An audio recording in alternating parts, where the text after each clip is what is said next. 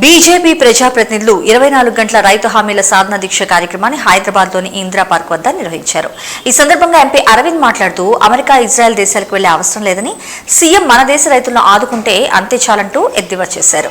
రైతులకు రుణమాఫీ పేరుతో 20% ఇచ్చి 80% పంగనామాలు పెట్టారని దుయ్యబట్టారు. రైతులకు 2 లక్షల రూపాయల రుణమాఫీ అని చెప్పి జోక్గా మార్చేశారంటూ పేర్కొన్నారు.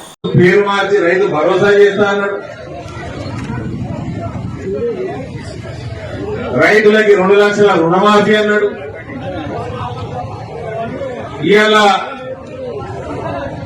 అది ఉంటే ఇయ్యము, ఇది ఉంటే ఇయ్యము, నానా కండిషన్లను పెట్టి రైతు రుణమాఫీని ఒక జోక్గా మార్చేసిండు.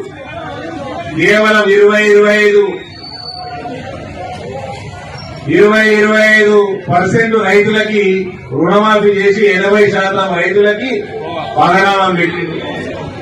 బోనస్ ముచ్చటలేదు.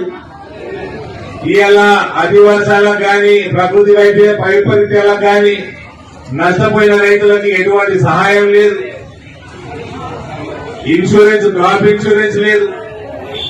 ఒక పంట అగ్రికల్చర్ పాలసీ విధానం లేదు. ప్రపంచ స్థాయిలో ఇజ్రాయెల్ కానీ, అమెరికా కానీ అవన్నీ పోయి చూడాల్సిన అవసరం కూడా లేదు రేవంత్. ఇక్కడ మనకి 20-30 కిలోమీటర్ ఎంత ఉంటుందన్నా Gajwel KCR farm house 50-60 kilometre ఉంటుందా? ₹1 కోటి సంపాదిస్తున్నాడ.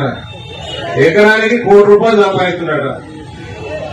అస్పరాగస్, అవకాడో, రకరకాల పంటలు అసలు 2014 నుంచి 24 దాకా రేవంత్ నీ చేతిలో ప్రభుత్వం ఉన్నది.